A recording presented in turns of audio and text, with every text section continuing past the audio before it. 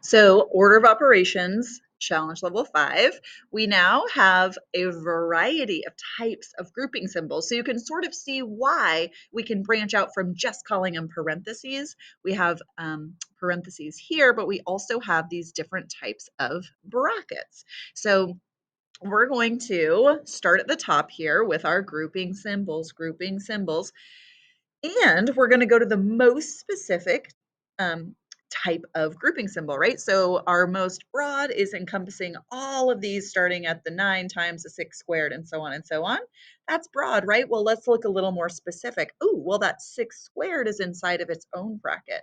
Ooh, but inside of there, we have this 16 minus 11. So we're going to start there. It's the most specific. So 16 minus 11 is going to get us 5. So we'll say, thank you, 16 minus 11. We're not going to call you that anymore. We'll call you 5. And then we'll go ahead and drop down everything we haven't used. So here we go. Don't worry if you, when you draw these brackets, I like to think of these ones as sort of like a little kissy face. Whatever yours look like, as long as you know what they mean, just roll with it.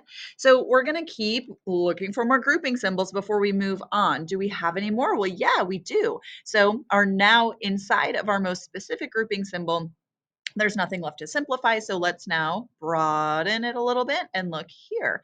So we have 6 squared minus 5 times 5. Well, within here, we're still going to use the order of operations. So first things first is grouping symbols. We already simplified that, exponent. So let's do 6 times 6 is going to get us 36 minus 5 times 5. And this is all inside of these brackets here. Okay, so then we can do our little other brackets and drop down everything we haven't used and blue and 3 cubed, wow, plus, okay. And then we're gonna say, all right, but inside here, inside of these brackets, we can still do some simplifying. We're essentially still on step 1 with grouping symbols. So we're going to say grouping symbols, no more inside these parentheses, exponents, no more. Multiply, divide, left to right. So we have a multiply situation here. So 5 times 5 is 25. And let's make it 36 minus 25 inside of these brackets now. Drop down everything we haven't used, including these fun little kissy face brackets. So great to draw. Okay, 3 cubed. Okay, so now 36 minus 25 gets us our 11, and we do our brackets, and we drop down everything we haven't used. You'll notice that order of operations is really just a lot about patterning and finding what's different, right? Changing one little thing and then making sure that you're tracking sort of how that's impacting the rest of the expression. So now we have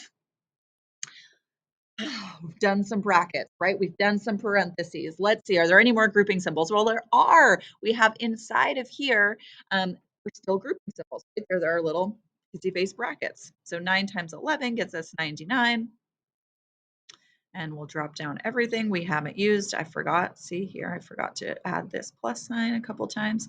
So we've got 3 cubed plus 99. Well, whew, grouping symbols. We've finally done it. We've simplified as much as we can within our grouping symbols. So now we can move to exponents, and we can do 3 cubed. Well, 3 cubed is the same as 3 times 3 times 3. 3 times 3 is 9, and 9 times 3 is 27. I ran out of space here. All right, so 27. And then we're going to add that to our 99.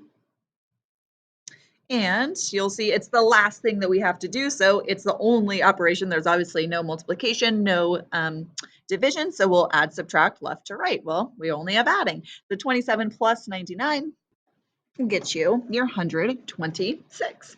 So here is your simplified expression. It's even really beautiful with all the colors of the rainbow.